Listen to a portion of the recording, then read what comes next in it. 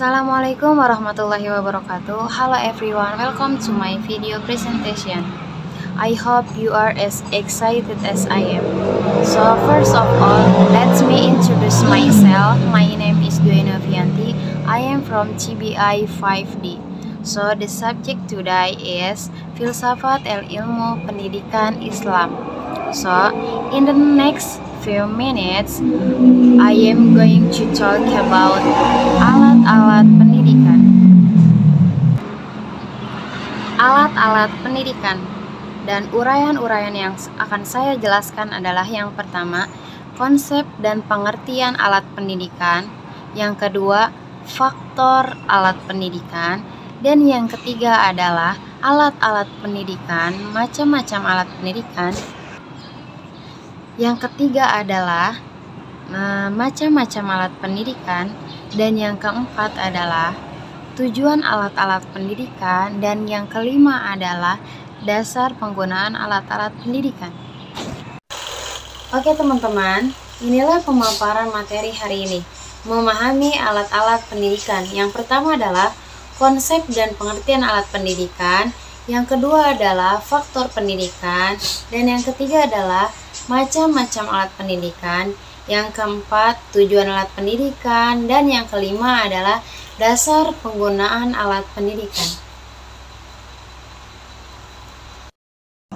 Adapun penjelasan yang pertama adalah konsep dan pengertian alat pendidikan. Menurut teori Ahmad D. Marimba mendefinisikan alat pendidikan sebagai segala sesuatu yang dapat dipergunakan dalam pencapaian tujuan. Secara umum, alat pendidikan adalah apa saja yang dapat digunakan untuk mencapai tujuan pendidikan. Dari yang dikemukakan oleh para ahli di atas dapat dari kesimpulan bahwa alat pendidikan adalah segala sesuatu atau alat atau media pendidikan yang meliputi segala yang digunakan untuk mencapai tujuan.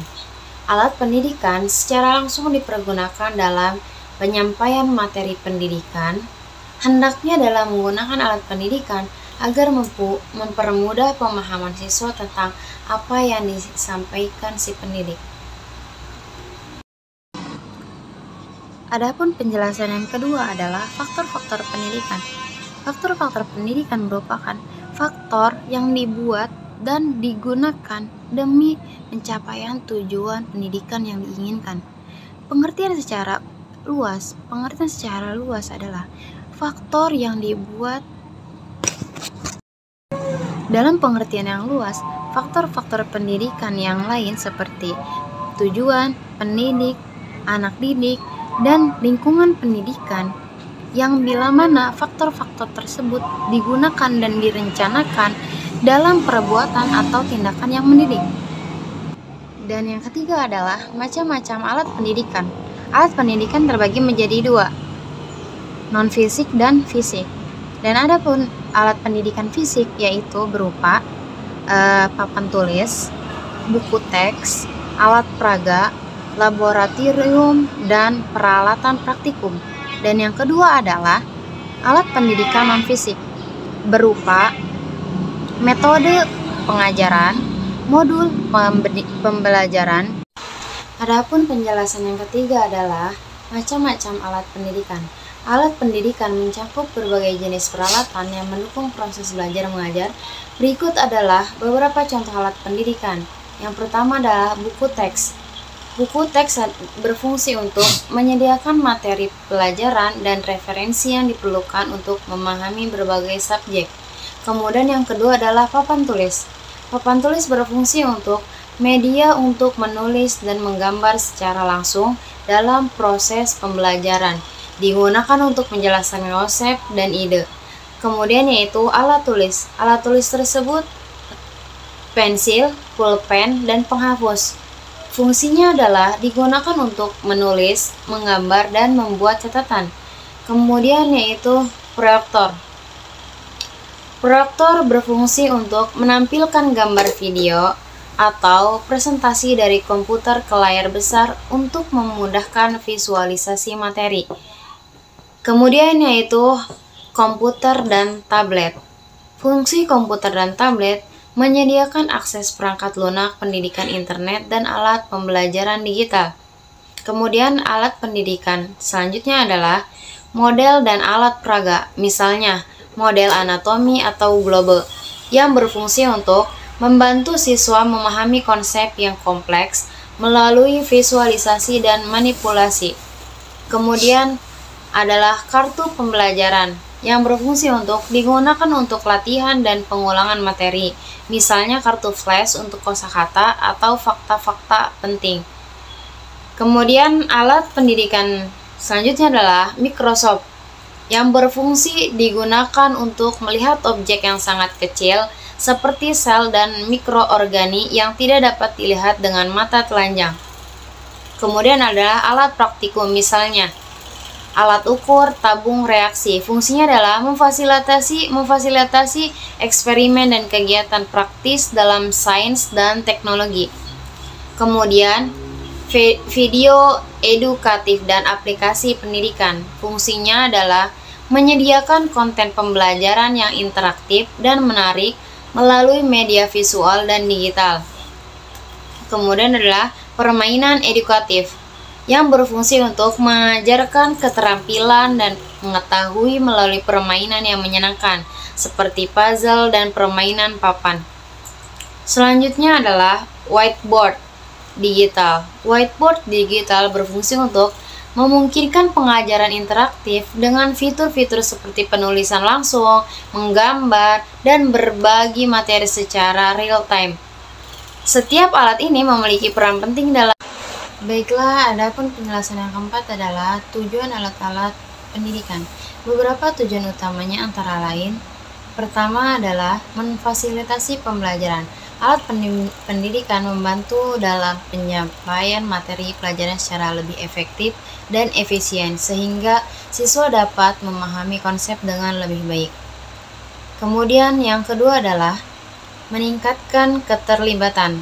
Alat pendidikan seperti model, perangkat lunak, dan permainan edukatif dapat membuat proses belajar menjadi lebih menarik dan interaktif. Kemudian, mengembangkan keterampilan praktis. Beberapa alat pendidikan dirancang untuk mengembangkan keterampilan praktis, seperti keterampilan teknis atau keterampilan sosial, melalui pengalaman langsung. Kemudian, menilai kemajuan. Alat pendidikan juga digunakan untuk mengevaluasi pemahaman dan kemajuan siswa, seperti melalui tes, alat-alat penilaian lainnya. Kemudian, mendukung pembelajaran individual. Dengan alat pendidikan yang tepat, proses pembelajaran dapat disesuaikan dengan kebutuhan dan kecepatan belajar setiap siswa. Penjelasan yang terakhir adalah yang kelima, dasar-dasar penggunaan alat pendidikan. Dalam hal penggunaan alat pendidikan, yang sangat penting diperhatikan adalah pribadi orang yang menggunakannya. Sehingga penggunaan alat pendidikan tersebut tidak sekedar persoalan teknis belaka, namun lebih jauh justru menyangkut persoalan batin atau pribadi penggunaannya dalam menggunakan alat pendidikan. Kemudian, beberapa hal yang harus diperhatikan adalah, yang pertama adalah tujuan yang ingin dicapai, kemudian yang kedua, orang yang menggunakannya, dan yang ketiga adalah untuk siapa alat itu digunakan. Yang keempat adalah efektivitas penggunaan yang tersebut dengan tidak melahirkan efek tambahan yang merugikan. Oke teman-teman, jadi alat-alat pendidikan itu tidak hanya konsep pengertian alat pendidikan, macam-macam alat pendidikan, tujuan alat pendidikan, ataupun faktor dan kegunaan alat pendidikan.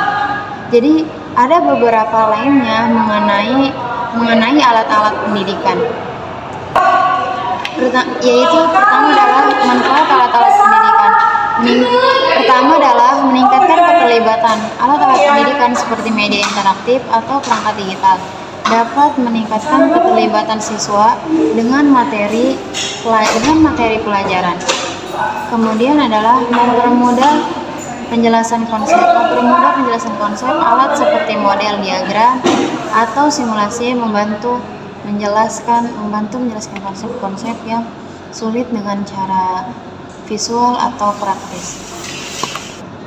Kemudian mendukung pembelajaran individual. Teknologi pendidikan memungkinkan siswa belajar dengan kecepatan mereka sendiri dan mendapatkan umpan balik instan.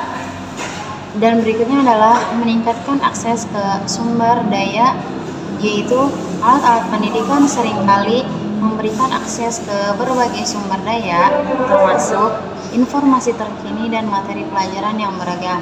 Kemudian mendorong kreativitas. Alat seperti perangkat lunak, desain, atau aplikasi pembelajaran interaktif memungkinkan siswa untuk mengeksplorasi dan menciptakan dengan cara baru. Selanjutnya adalah tantangan dalam penggunaan alat-alat pendidikan.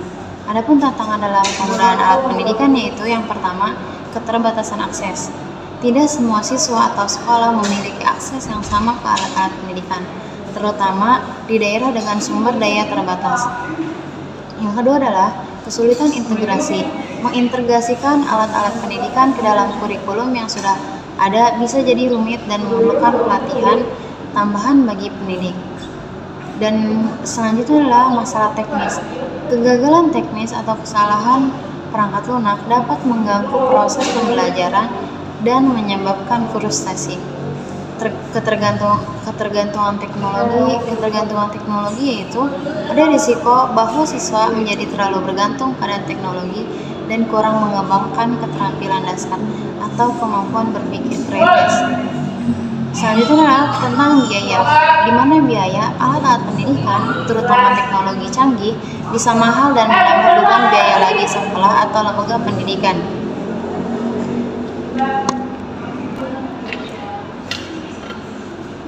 Berikutnya adalah dalam konteks filsafat dan ilmu pendidikan Islam, alat-alat pendidikan dipandang melalui lensa prinsip-prinsip yang mengintegrasikan nilai-nilai agama, moralitas, dan metode pendidikan yang efektif. Berikut penjelasan mengenai bagaimana filsafat dan ilmu pendidikan Islam melihat alat-alat pendidikan. Kemudian, penggunaan alat pendidikan yang sesuai dengan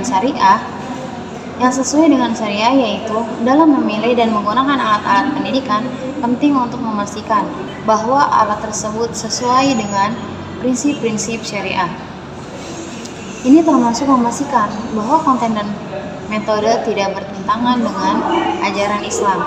Kemudian yaitu secara keseluruhan, filsafat dan ilmu pendidikan memandang alat-alat pendidikan sebagai sarana penting untuk mencapai tujuan pendidikan yang lebih tinggi, yang mencakup mengembangkan ilmu pengetahuan dan membentuk karakter sesuai dengan ajaran Islam.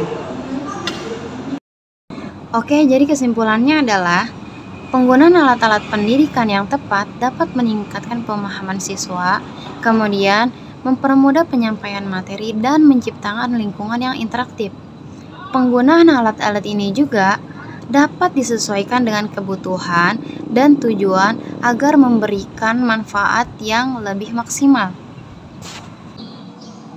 Okay, that's all from me. Thank you for watching my presentation. So, I hope you found the information insightful and engaging. If you there any question or feedback, please feel free to leave a comment. Bye bye. Thank you very much. Wassalamualaikum warahmatullahi wabarakatuh.